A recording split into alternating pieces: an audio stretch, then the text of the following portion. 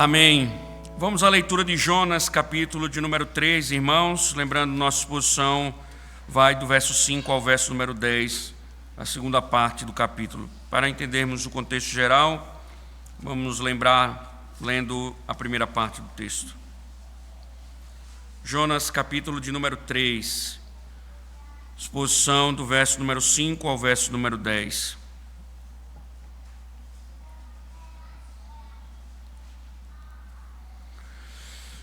A palavra do Senhor veio a Jonas pela segunda vez, dizendo: levante-se, vá à grande cidade de Nínive e pregue contra ela a mensagem que eu lhe darei. Jonas se levantou e foi a Nínive segundo a palavra do Senhor. Ora, Nínive era uma cidade muito importante diante de Deus. Eram necessários 3 dias para percorrê-la. Jonas começou a percorrer a cidade a caminho de um dia e pregava, dizendo: ainda 40 dias e Nínive será destruída.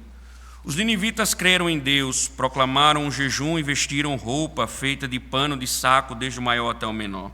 Quando esta notícia chegou ao rei de Nínive, ele se levantou do seu trono, tirou os trajes reais, cobriu-se de pano de saco, sentou-se sobre cinzas e mandou proclamar e divulgar em Nínive o seguinte: por mandado do rei e de seus nobres, ninguém, nem mesmo os animais, bois e ovelhas, pode comer coisa alguma. Não lhes deem pasto, nem deixem que bebam água. Todos devem ser cobertos de pano de saco, tanto as pessoas como os animais. Então clamarão fortemente a Deus e se converterão, cada um do seu mau caminho e da violência que há nas suas mãos. Quem sabe? Talvez Deus se volte e mude de ideia, e então se afaste do furor da sua ira, para que não pereçamos. Deus viu o que fizeram, como se converteram do seu mau caminho, e Deus mudou de ideia quanto ao mal que tinha dito que lhes faria, e não o fez. Senhor, nosso Senhor, bendito e eterno Deus, mais uma vez, Senhor, rogamos para que, segundo as tuas misericórdias, possas nos falar, Senhor, possa de fato, ó Deus, nos orientar e nos firmar nas tuas verdades. Não permita, Senhor, sejamos negligentes em ouvir a tua voz. Fala-nos, Senhor, e destrói tudo aquilo, ó Deus, estabelecido para que não venhamos a receber, Senhor, o teu favor através do teu poder, através da tua palavra. Nos ajuda, Senhor, segundo a tua vontade, e nos curva diante da tua verdade, em nome de Cristo. Amém. Poder sentar, irmãos.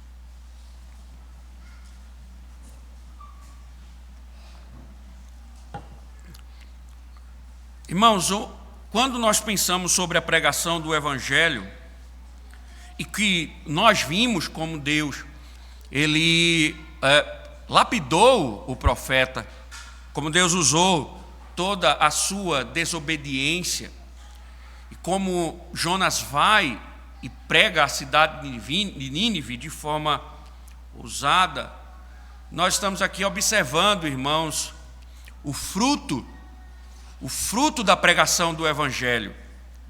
E isso nos lembra, irmãos, é importante, né? Porque o Senhor ordena a Jonas que pregue segundo a sua palavra.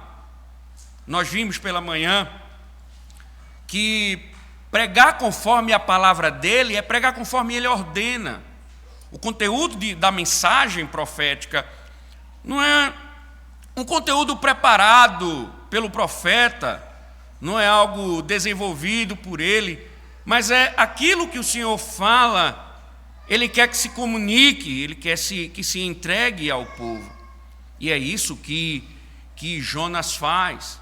E nós vimos, irmãos, o povo, ele se arrepende, eles creram em Deus.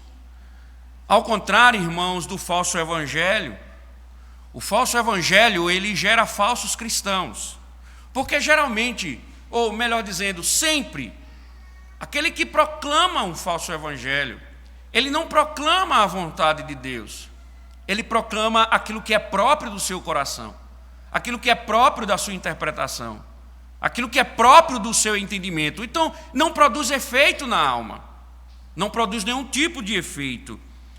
E o que nós vemos é isso. Falso evangelho sendo pregado e falsos cristãos sendo gerados, e falsos cristãos, eles permanecem nos seus pecados e não há nenhum sinal de arrependimento, não há nenhum sinal de mudança, não há nenhum sinal de conversão. E o que nós vemos não foi o caso de Nínive, irmãos.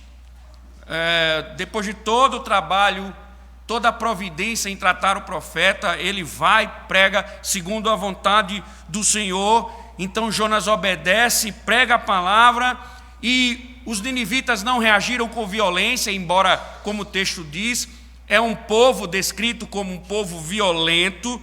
Não desprezaram também as ameaças proféticas, porque Jonas estava indo pregar julgamento. Eles coletivamente se arrependeram. O verdadeiro evangelho, essa conjuntura, observem, um profeta lapidado, restaurado, a ousadia profética, o poder de Deus, o poder da graça de Deus atuando simultaneamente, e você observa, Deus fez com que aquela nação ímpia se convertesse. E é impressionante, irmãos, porque eles se converteram numa coletividade impressionante, que é o que chama a atenção. No mesmo instante que eles eram rebeldes, que eles eram maus, violentos, torturadores, enfim, terroristas, na mesma intensidade, eles foram convertidos. E óbvio, irmãos, como você já observa, essa parte da narrativa, ela vai falar sobre o arrependimento dos ninivitas após a pregação profética. Deus salva aqueles homens do maior ao menor. A ameaça de Deus produz frutos. Claro, irmãos, que nós não poderíamos perder a oportunidade de expor aqui, a partir disso, os sinais genuínos de um verdadeiro arrependimento. Quais são as demonstrações claras de que um povo está arrependido, de que um indivíduo estava arrependido? Então, nós já vimos, esse tema sendo tratado, de uma forma não tão explícita, mas agora vai ficar claro, porque como é que a gente sabe que alguém foi de fato tocado pela mensagem do Evangelho, se arrependeu? As Escrituras mostram que existem sinais para isso, que evidenciam isso. Então, quando nós olhamos para essa narrativa, em especial, nós podemos observar 3 elementos, e cada um aqui podem ser observados dentro dessa estrutura, e como as coisas se desenrolam, e como a Escritura nos dá informações maravilhosas a respeito disso. Eu quero, em primeiro lugar, mostrar a vocês que o texto ele vai mostrar que há um luto, há um claro luto aqui, uma tristeza por causa do pecado. Eles sentem uma tristeza profunda com relação, veja, irmãos, a uma nação má, pecadora, violenta, e agora está sentindo uma tristeza com relação ao pecado. Veja que no verso 5 nós percebemos isso. Os ninivitas creram em Deus. Aí o que chama a atenção, irmãos, proclamaram um jejum e vestiram roupa feita de pano de saco, desde o maior até o menor. Se você notar ainda a dimensão disso, a grandeza, a proporção disso, veja que no verso 7, essa experiência, ela é também experimentada, né, desculpe a redundância, pelos animais. Veja que no verso 7 diz assim: e mandou proclamar e divulgar em Nínive o seguinte: por mandado do rei e dos seus nobres, ninguém, notem, nem mesmo os animais, bois e ovelhas, pode comer coisa alguma, não lhes deem pasto, nem deixem que bebam água. Notem, irmãos, a conjuntura da coisa, né, que faz com que até os animais sejam convocados a prestar jejum diante de Deus. Então, notem, irmãos, no versículo 5, eles proclamaram um jejum, vestiram roupas feitas de pano de saco, desde o maior até o menor. E ainda há um decreto exigindo que os animais também jejuem nesse processo de arrependimento. Uma das coisas, irmãos, que nós temos visto e que nós precisamos entender, há uma diferença muito grande do falso arrependimento para o verdadeiro arrependimento. Não se esqueçam disso. Quando nós falamos de um falso arrependimento, geralmente, irmãos, as pessoas lamentam, por exemplo, as consequências do pecado, mas não o pecado em si. Elas, de alguma forma, elas reprovam o pecado, não porque é pecado, mas porque, em algum sentido, aquele pecado trouxe algo mal, aquele pecado trouxe algo negativo, trouxe alguma coisa que não deveria ter trazido, e por isso as pessoas às vezes reprovam o pecado, né? Também, irmãos, alguns passam a odiar certo pecado, não pelo pecado em si, mas porque em alguma situação foram pegos, em alguma situação foram vistos, mas ele não está lamentando o pecado assim. Ele está lamentando as consequências que os pecados trouxeram. Nínive não, irmãos, o texto está sendo claro. Eles jejuaram. O jejum bíblico, irmãos, ele serve de diferentes propósitos. E uma das coisas que as Escrituras mostram é que a prática do jejum, ela é vista como uma prática de penitência.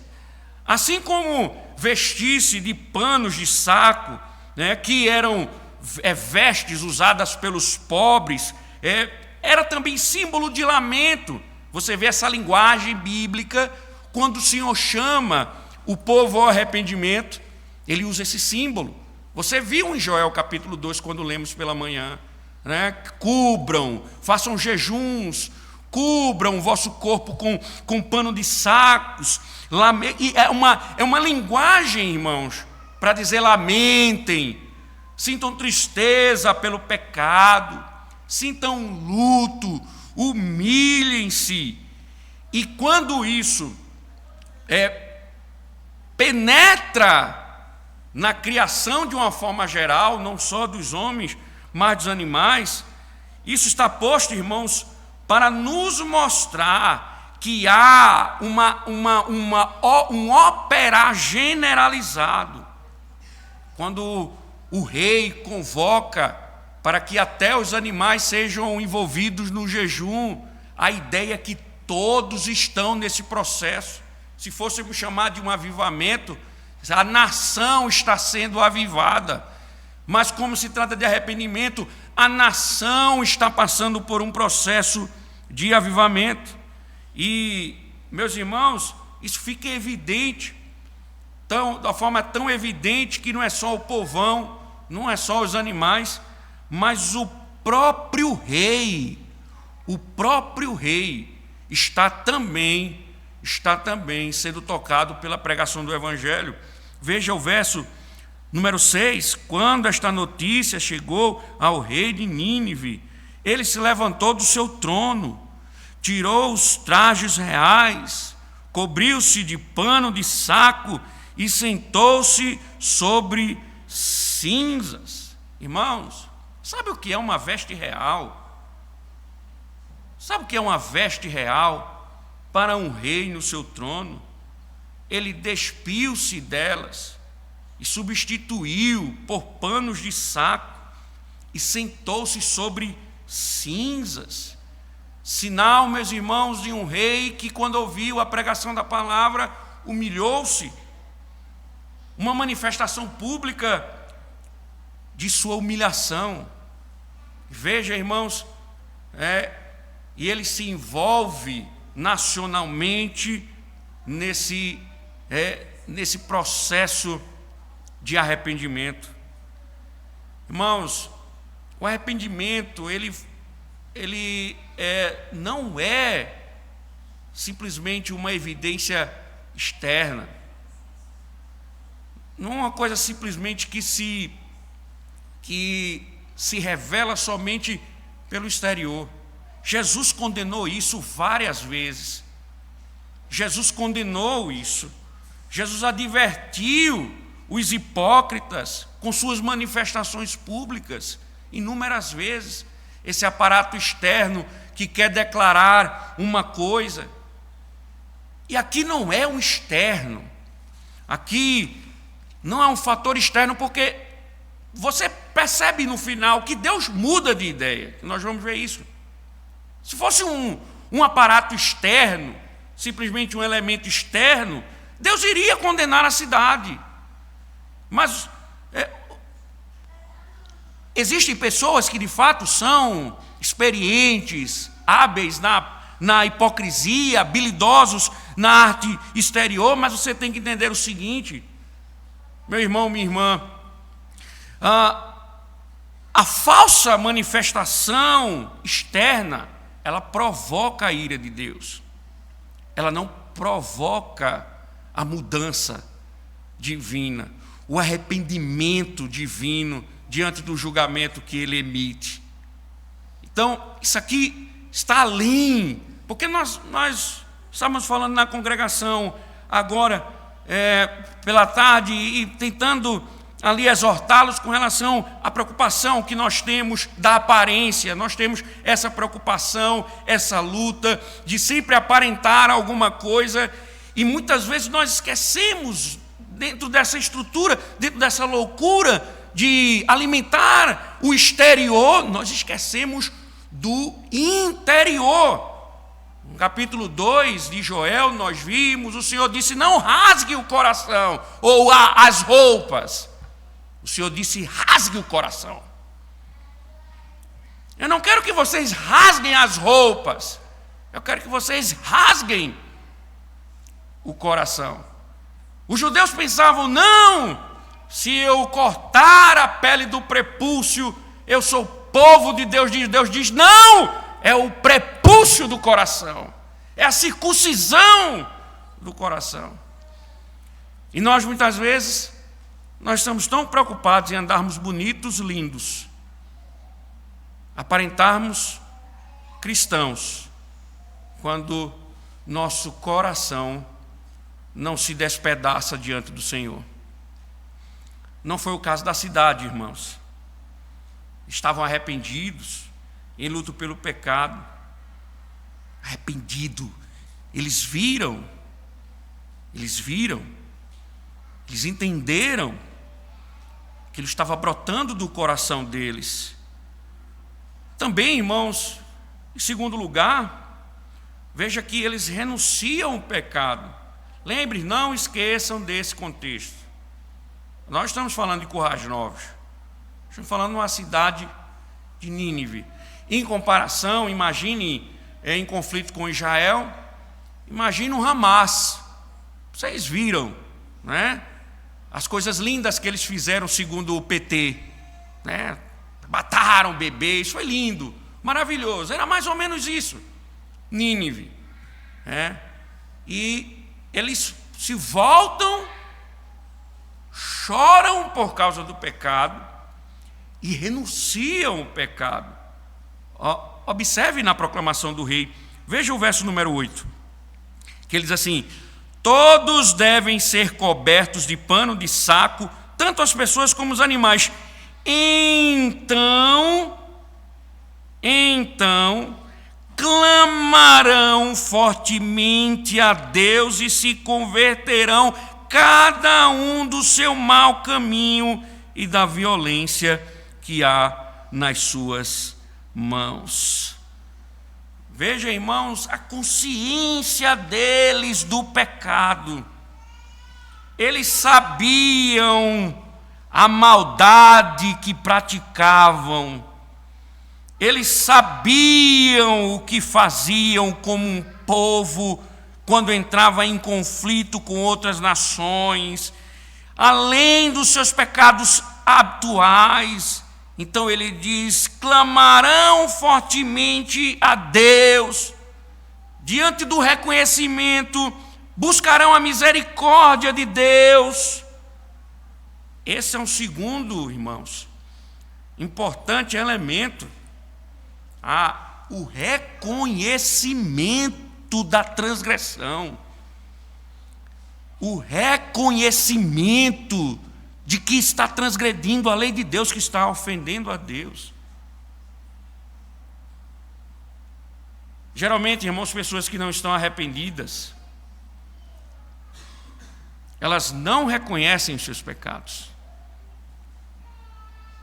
Elas tentam, de alguma forma, justificar os seus pecados, trazer explicações, mudar o vocabulário. Não foi transgressão da lei de Deus, não foi pecado, foi um equívoco, foi um erro. A segunda coisa, irmãos, é a pessoa tem a consciência que está ofendendo a Deus, está pecando contra o Senhor. Nínive clama ao povo para que o povo se converta, que cada um do seu mau caminho e da violência que há nas suas mãos. Irmãos, que coisa gloriosa, né?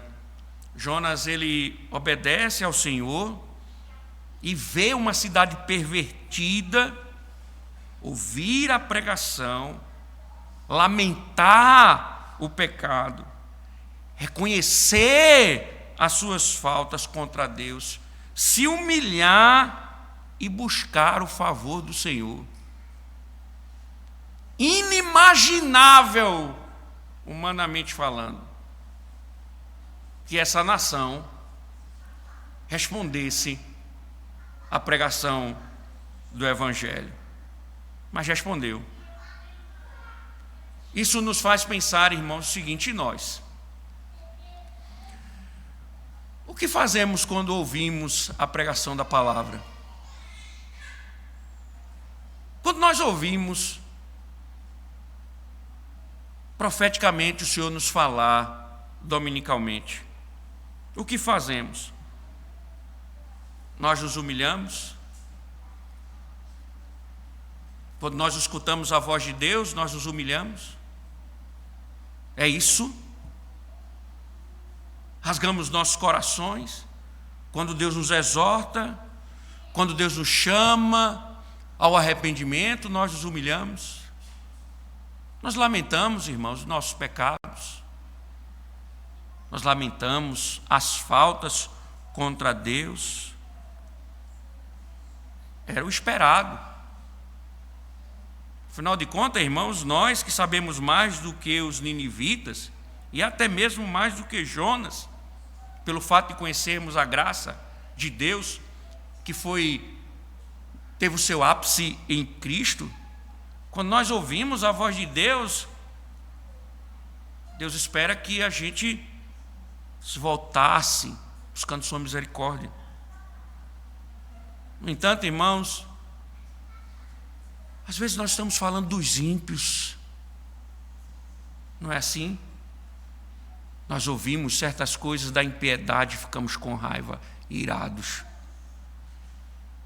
Nós queremos que Deus julgue, que Deus mate, que Deus sentencie, que Deus faça isso e aquilo. Mas no domingo, Deus nos chama ao arrependimento e nós fazemos como os ímpios. Nós não nos humilhamos e não lamentamos os nossos pecados.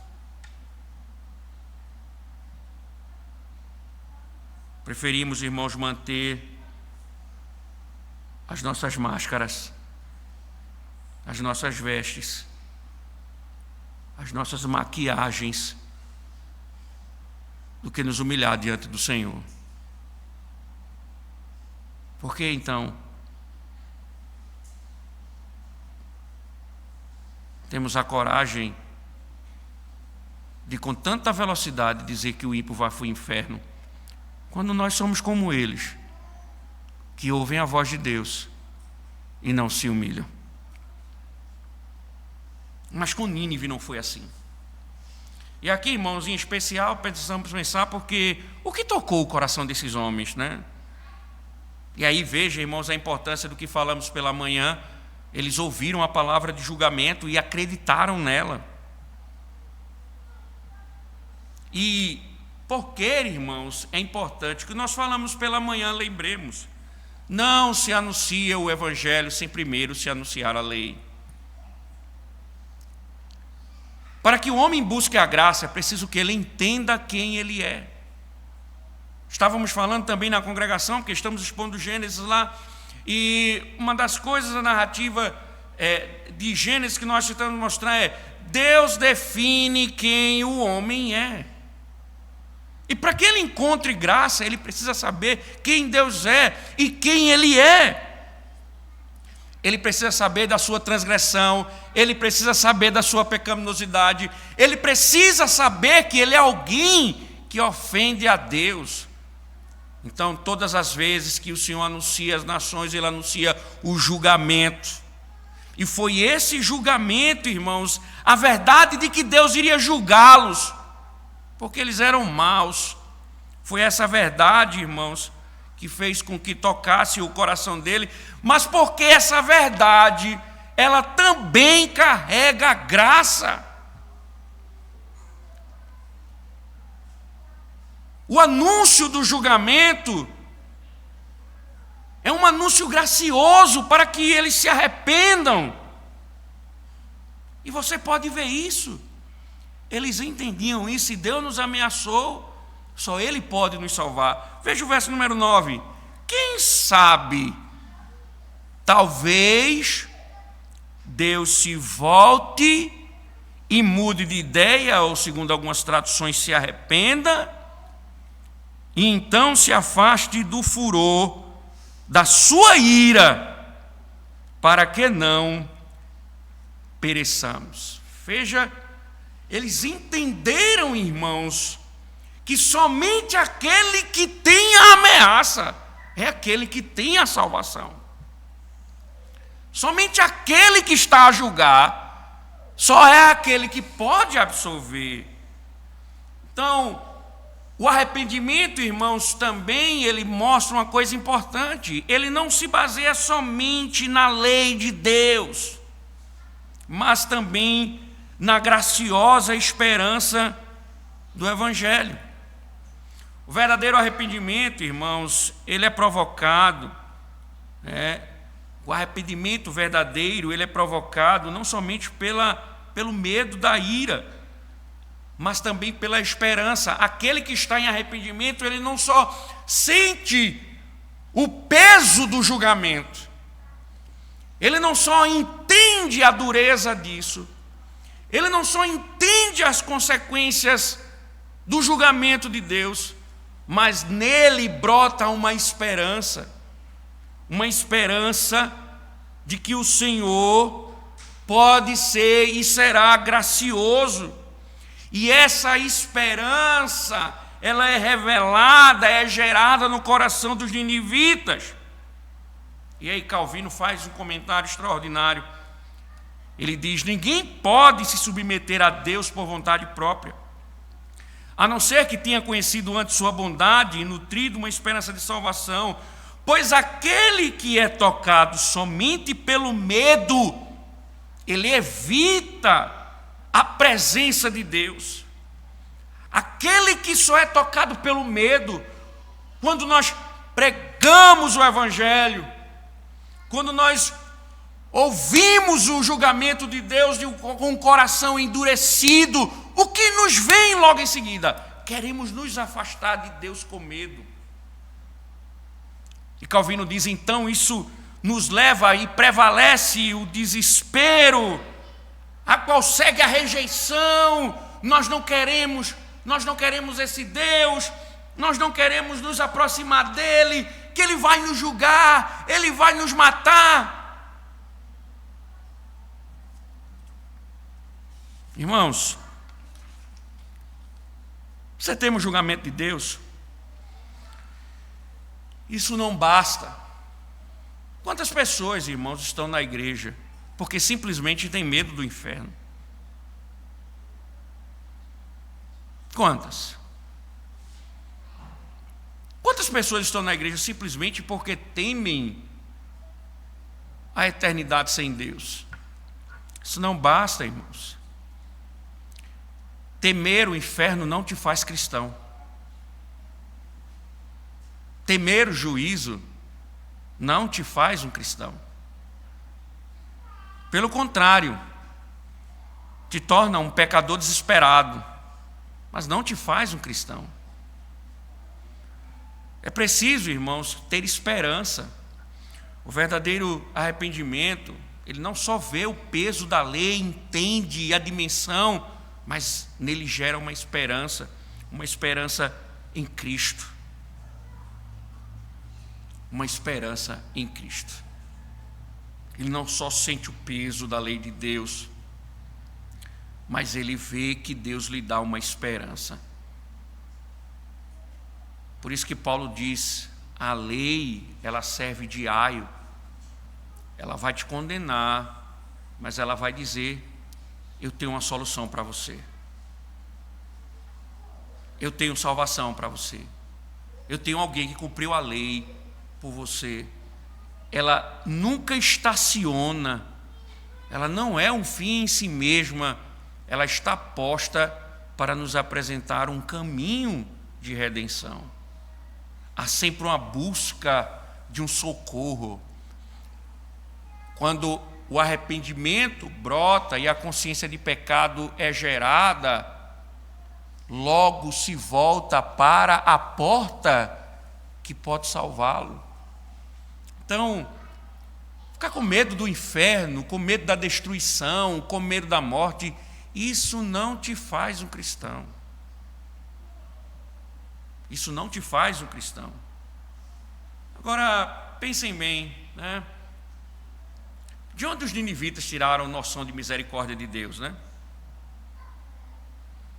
Os ninivitas reconheceram, irmãos, né, essa misericórdia justamente no fato de Deus adverti-los. Então, nós devemos, irmãos, considerar as ameaças e o julgamento das Escrituras dessa perspectiva. Paulo escreve aos Romanos, no capítulo 23, ou 6, o verso 23, diz, olha, o salário do pecado é a morte. O mesmo Paulo escreve no mesmo capítulo, nos mesmos versículos, mas o dom gratuito de Deus é a vida eterna. Pedro adverte a igreja, Paulo adverte a igreja, para nos levar para o caminho correto, para nos mostrar a graça de Deus. E volto a dizer, irmãos, que dias difíceis. Às vezes, sabe, irmãos, eu entro numa crise psicológica, existencial, e às vezes sou tentado a dizer, não é difícil demais ser pastor, porque agora com essa novidade de que tudo é abuso, tudo é abuso, tudo é abuso. E você fica pensando, o que será daqui a 10 anos, meu Deus? Porque você vê os autores bíblicos advertindo a igreja, chamando a atenção. Paulo, por exemplo, seria um abusador, porque Paulo chega a dizer à igreja de Corinto, vocês querem que eu vá aí com amor ou com chicote? Oh, que homem bruto, que homem violento, um abusador, um homem desse. Mas, irmãos, nós devemos entender que as advertências não devem ser levadas a sérias. A sério. É o Senhor nos chamando graciosamente. Se Ele é duro, é uma dureza graciosa. E o que o arrependimento nos mostra, irmãos? Pessoas em processo de arrependimento levam a sério advertências. Elas não saem daqui, o culto hoje foi péssimo. Eu fui abusada pelo pastor. Estou chocada com as... Sai daqui dizendo, nossa, é verdade o que o Senhor disse. Eu preciso me arrepender. Preciso mudar. Preciso lamentar o meu pecado. Eu preciso lutar contra o meu pecado. Há um desespero da alma dele. Se cubram com sacos. Vou deitar em cinzas. Faça com que os animais jejuem e clamemos ao Senhor para ver se Ele nos ouve. Os arrependidos, irmãos, eles levam a sério a advertência do Evangelho. Sabe por quê, meus irmãos? Muita gente na igreja não leva a sério as advertências do Evangelho, porque lhe falta arrependimento. Por isso não produzem nenhum efeito as exortações do Senhor, a disciplina do Senhor. Falta arrependimento. Mas notem, irmãos, o arrependimento de Nínive estava ali se fundamentando na esperança da graça de Deus. Claro, irmãos, nós não podemos descartar aqui o operar do Espírito, porque essa não é uma atuação simplesmente, unicamente humana. Há a pregação da palavra, por isso que esse é um livro de graça, porque Jonas pregou e a graça de Deus atuou no coração dele. A graça, irmãos, do Senhor gerindo, governando, direcionando, e nós precisamos entender, irmãos, não é fácil para nenhum homem ou mulher se arrepender. Então, o que nós precisamos entender, irmãos, é que nós precisamos orar. Se nós desejamos uma mudança, nós precisamos orar para que Deus nos mude radicalmente. Que essa é uma mudança radical. Aqueles homens maus abandonariam todos os seus pecados. E quando se trata, irmãos, de nosso próprio arrependimento, devemos curvar nossos corações perante o Deus da graça e implorar, irmãos, para que Ele opere aquilo que o nosso próprio coração não consegue fazer. Davi tinha consciência disso, da sua malícia. O rei de Israel, segundo o coração de Deus, tinha plena consciência.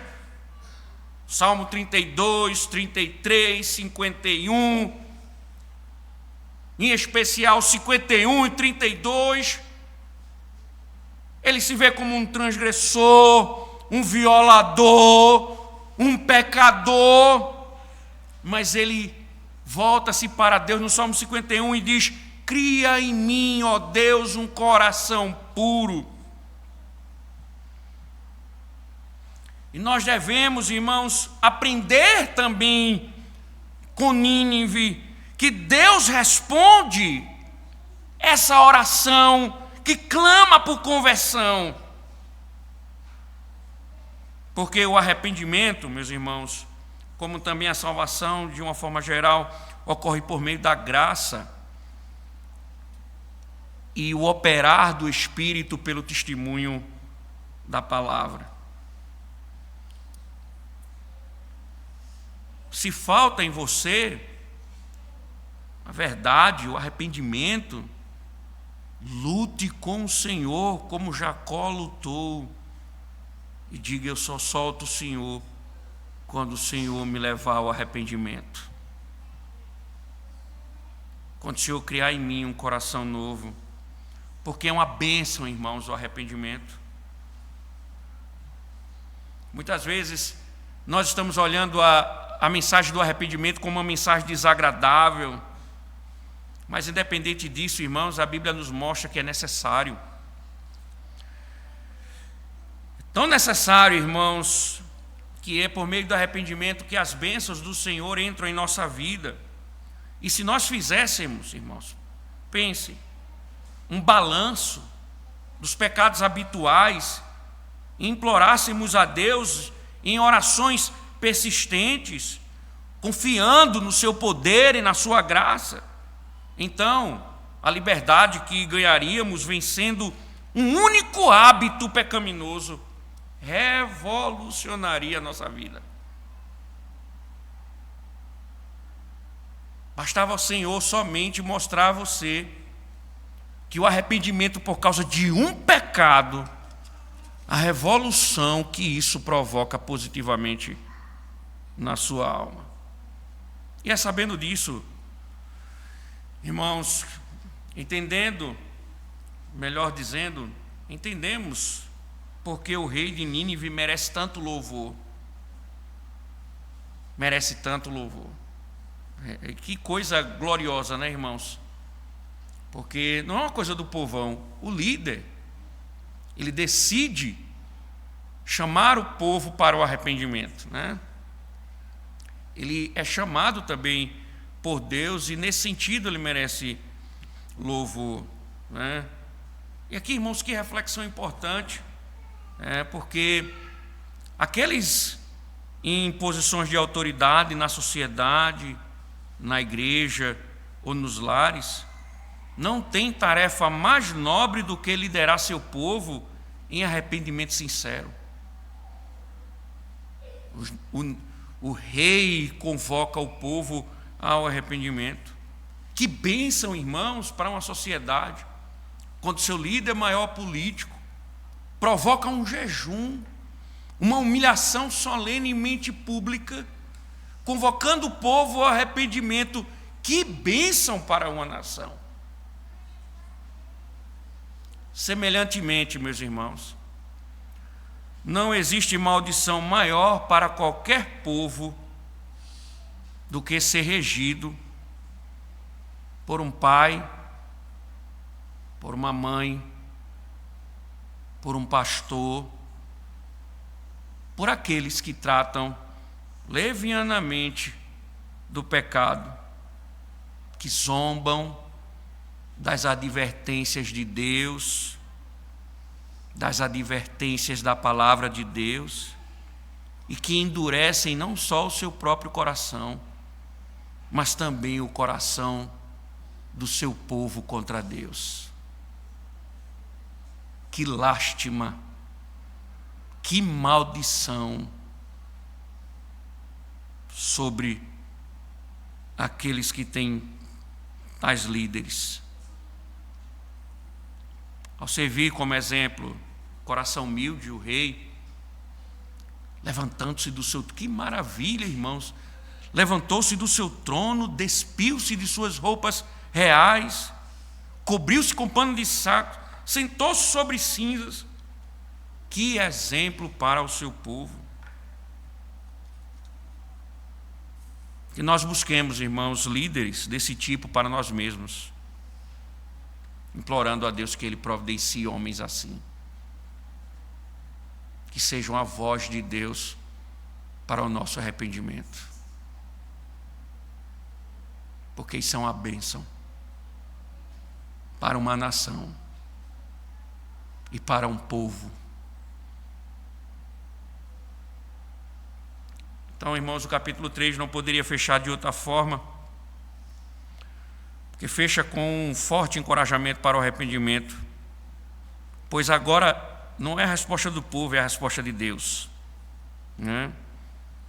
O Deus mudou de ideia, ou, dependendo da tradução, Deus se arrependeu. Veja o verso número 10, que diz: Deus viu o que fizeram, como se converteram do seu mau caminho, e Deus mudou de ideia quanto ao mal que tinha dito que lhes faria e não fez. Impressionante, irmãos. O texto começa dizendo que Deus viu.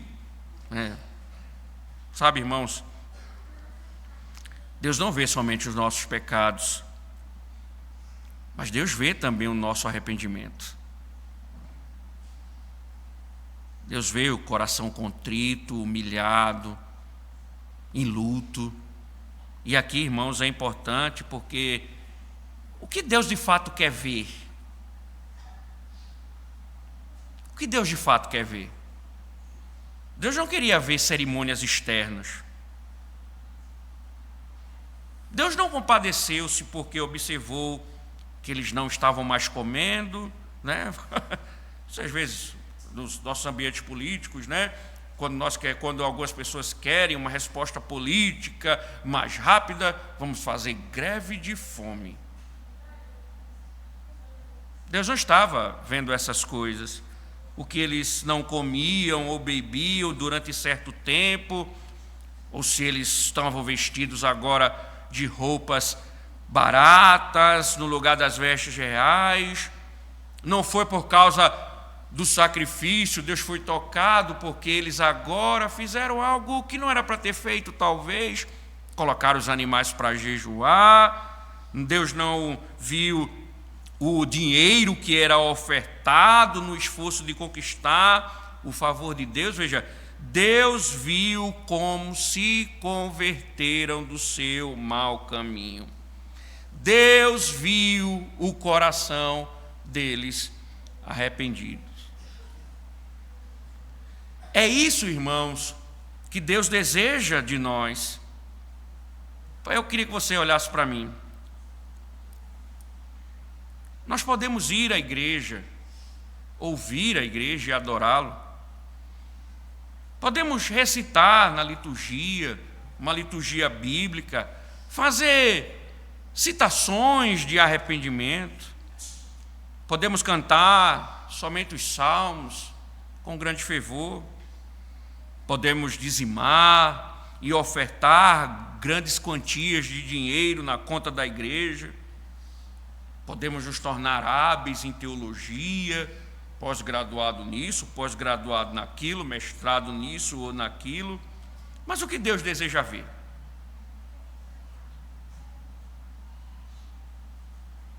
O que Deus deseja ver? O que Deus deseja ver, meus irmãos, é uma conversão sincera dos nossos pecados, como resultado da crença em sua palavra e da sua graça. Porque é o arrependimento que nos leva a lamentar a maldade dos nossos pecados e nos entregar às misericórdias de Deus, de buscar a misericórdia de Deus em Cristo. Por isso que o Senhor sempre pregava, dizia: arrependei-vos, porque é chegado o reino dos céus. E é isso que Deus quer ver, e foi isso que Ele viu, e foi isso que mudou o seu julgamento. Quando Ele viu o povo arrependido, Ele mudou o seu julgamento. Isso também nos ensina, irmãos, uma coisa importante. Deus pode perdoar a qualquer um que crê e se arrependa. Deus pode perdoar a qualquer um que crê e se arrependa. Calvino também comenta de forma brilhante: daí aprendemos porque Deus nos incentiva diariamente para o arrependimento.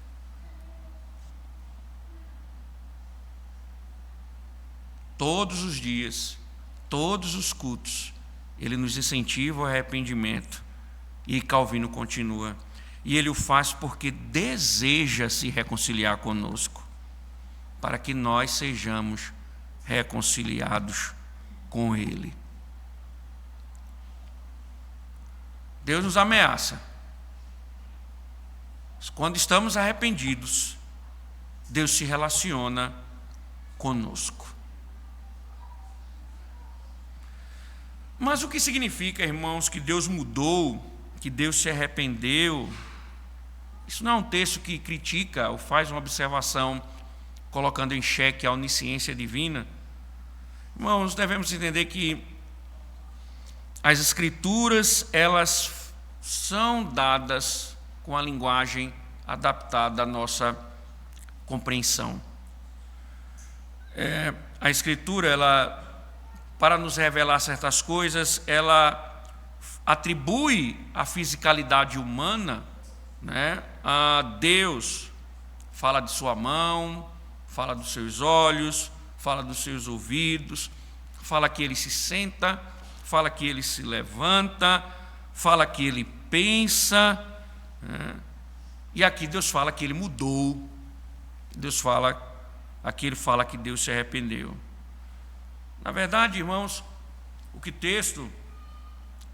que nós devemos entender no texto, né, é que mudou foi a conduta humana. Deus chama ao arrependimento para levá-los ao arrependimento, para derramar graça sobre ele. E então ele retira o seu juízo. Deus estava, irmãos, manifestando não a sua mutabilidade. Deus não estava mostrando que ele muda de ideia, no sentido de ele não ter o conhecimento das causas secundárias, das causas primárias e etc. Mas ele quer mostrar a sua fidelidade. E é o fato justamente dele ser imutável que somos encorajados a nos arrepender. Deus é inerrante tanto em sua ira contra o pecado, quanto em sua misericórdia diante do arrependimento fiel. Não há sua alteração em sua posição à perversão. Assim, meus irmãos, somos chamados constantemente para o arrependimento dos nossos pecados, com a certeza de que o Senhor não mudará e será gracioso para conosco. Ele continuará misericordioso para aqueles que se arrependem. Ele derrama graça sobre aqueles que se arrependem. Mas, caminhando para o final, pensemos, irmãos, como Deus pode perdoar uma cidade tão má, né? Como você se sentiria se Deus decidisse enviar um profeta ao Hamas, proclamando um julgamento e todos lá se arrependessem? Como você se sentiria? Né? Talvez se fizesse essa pergunta, como é que Deus pode salvar uma nação tão má? Como é que Deus pôde ignorar muitos pecados, quantas atrocidades? Deus era para ter vingado, humanamente falando, poderíamos dizer. Era para Deus entrar lá com sua espada flamejante, mandar uma legião de anjos, acabar com todo. Talvez nós diríamos assim, nós queríamos ver um novo espetáculo, como foi em Sodoma e Gomorra. Fogo caindo do céu, destruindo tudo. Aquela nação tão má. E olhe, ela era mais perversa do que Sodoma e Gomorra. Por que então Deus salvou? Faça essa pergunta para você. Como é que Deus pode perdoar o que você fez? Como é que Ele pode ignorar sua blasfêmia, a vida que você viveu e às vezes vive, a dor que você causa nos outros, a desobediência, a negligência com o dia do Senhor, suas prostituições, seu adultério, suas pornografias, suas mentiras, seus roubos? Como é que Deus pode perdoar alguém assim? Em resumo, irmãos, a pergunta é: como Deus pode perdoar o pecador? A resposta, irmãos, é óbvia: Cristo. Cristo. Sabe por quê, irmãos?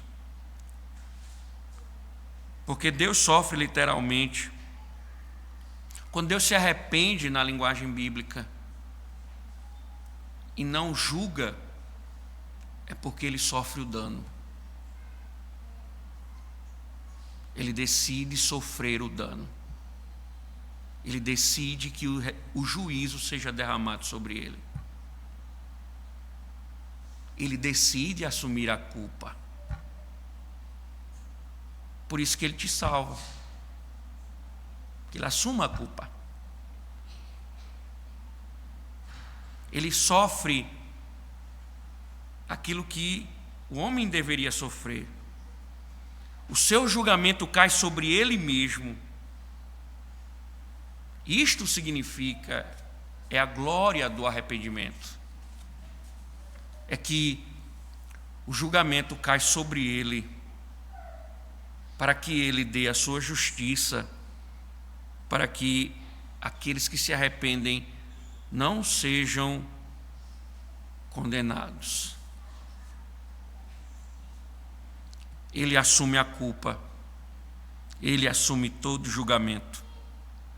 E foi isso que Cristo fez. Cristo assumiu todas as consequências do pecado, para que aqueles que se arrependem verdadeiramente sejam salvos.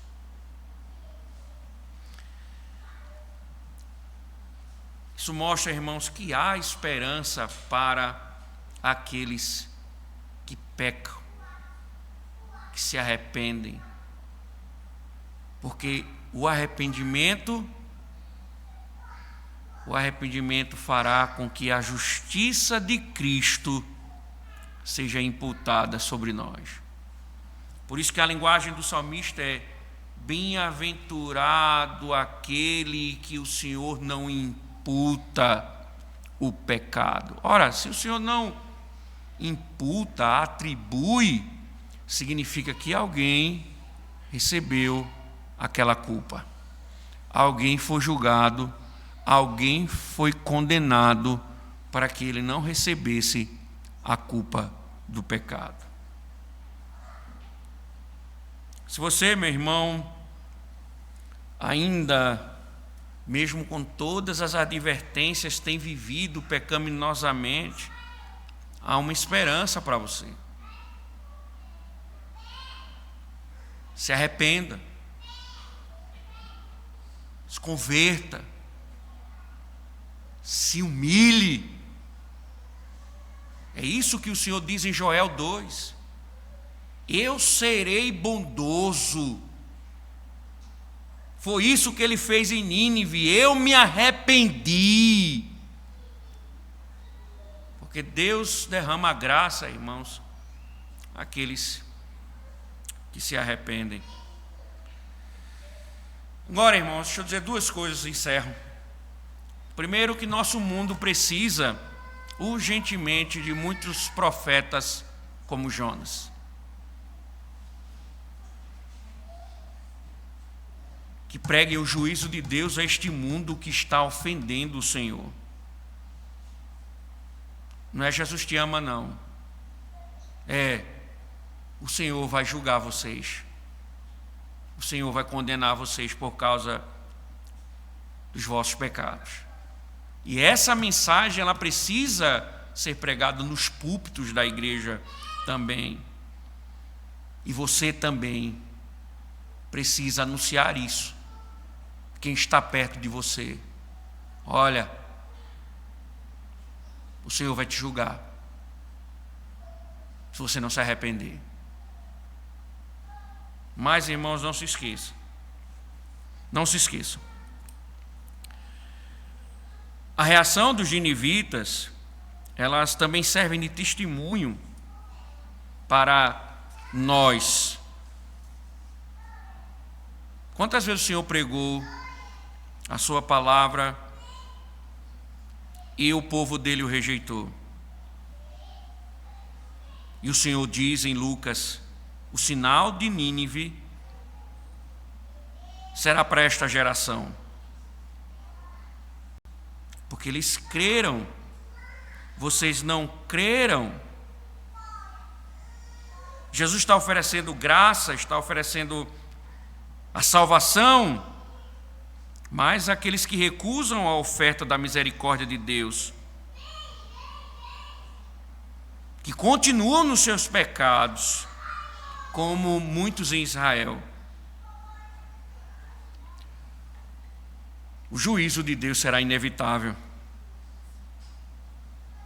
E o Senhor diz: os ninivitas se levantarão no juízo com esta geração e a condenarão. Os ninivitas testemunharão e condenarão aqueles que não se arrependeram, porque eles se arrependeram na pregação de Jonas. Que o Senhor nos dê a graça, irmãos, que a verdade do Evangelho opere em nossas almas para a glória do seu santo nome. Ó Senhor bendito,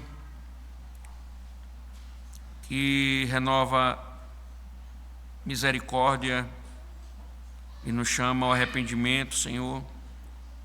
Qual o nível, ó Deus, Tu que enxergas tudo, qual o nível do nosso arrependimento? Qual o nível, Senhor? Tenha de misericórdia de nós, Senhor. Nos dá o verdadeiro arrependimento. Nos humilha, Senhor, para que nos voltemos, para que busquemos o Teu socorro e a Tua graça. E livra-nos, Senhor, da dureza do nosso coração, pois somente o Senhor pode nos livrar. E obrigado, Senhor, por mais uma vez nos advertir e nos trazer esperança, Senhor, de tão tamanha graça. Em nome de Cristo. Amém. Irmãos, cantemos.